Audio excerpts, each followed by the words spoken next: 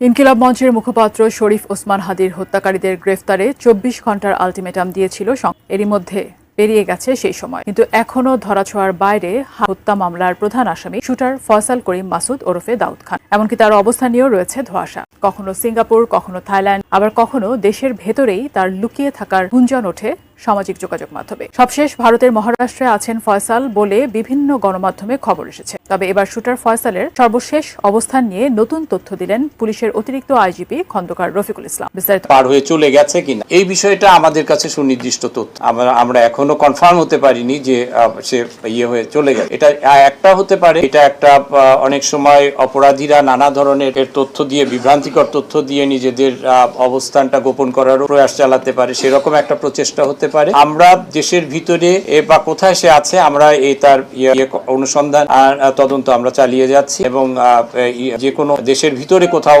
আছে কিনা থাকলে আমরা তাকে গ্রেপ্তারের চেষ্টা, আমাদের কোনটা সঠিক এটা যাচাই করতে আমাদের অবশ্যই সময় লাগে। তো এটা আমাদের বিভ্রান্ত করার জন্য এ ধরনের গুজব আছে, তো এগুলো আমরা তাদের বিরুদ্ধে এইটা আমরা আমাদের তদন্ত সংস্থা তারা করেছে। আমরা এখনো এরকম কোনো ইয়েতে আসতে পারিনি।